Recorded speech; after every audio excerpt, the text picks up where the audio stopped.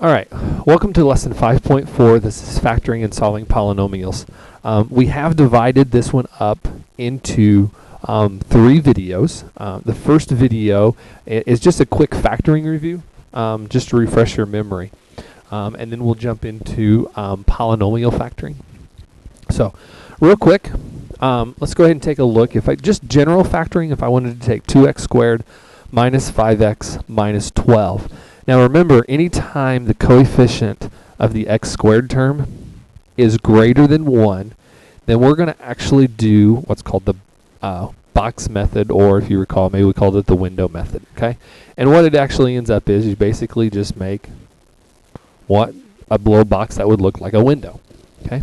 Now remember, the first term goes in the top box, the 2x squared. And remember, the negative 12 goes in the last box. And actually, how we get the middle boxes is we take 2 times negative 12, which gives us a negative 24. And we look for factors that add up to be negative 5. So negative 1 times 24, negative 2 times 12, negative 3 times 8 gives me a factor of 5. But I need a negative 8. So we're going to do a positive 3x and a negative 8x. Okay? Because basically what we're doing is we're splitting up that negative 5. So then I'm looking for the factors of, what are the factors of between 2x squared and 3x? And the only thing I can get is an x. Then I'm looking for what are the factors, the greatest common factors between 8 and 12. And that gives me a 4, the biggest number that I can divide them by. Now remember, at this point we're not concerned about the signs. We'll go back through and check our signs later. Okay? So here, when we factor these, the biggest number I can get out of a 2x squared and an 8x would be a 2x. Then I look at this column. The biggest number I can get from a 3 and a 12 would be a 3.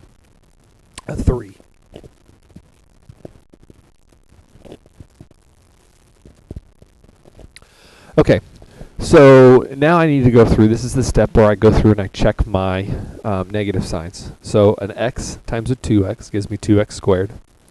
A 2x times a 4 doesn't give me an 8, so this is the sign that gets changed. And then an x times a 3 gives me 3x.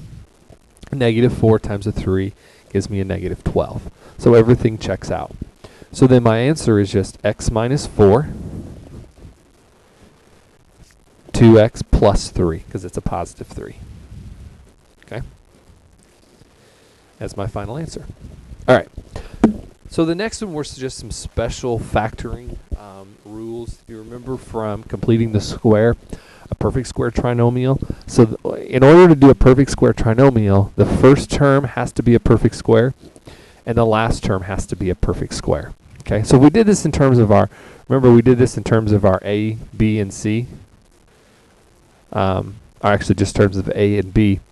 Our a term would be the x squared, and our b term would be the 25.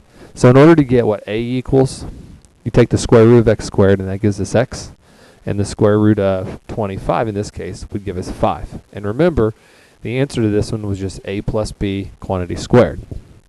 So in this case, square root of x squared is x, square root of 25 is 5. And since this one is a plus sign, that's what goes in the middle. And we square it. Okay? Now remember, you had to double check these. So you had to take 5 times the x.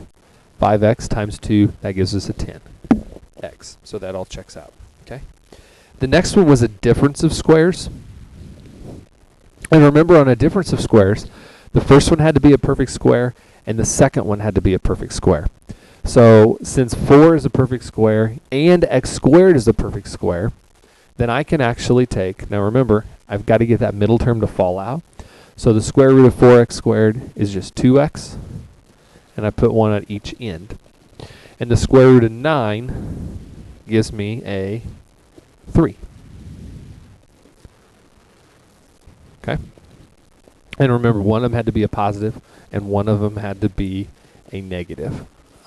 Because my objective was, again, for that middle term to fall out and go to 0. Okay. The last one that I wanted to review with you was just having a common monomial. So in other words, this is not a trinomial. even though you should look for these when you're looking for a trinomial just to see if it works. Because a lot of times that is actually the first step that you'll have to do, especially if your first term is not something that we've been talking about.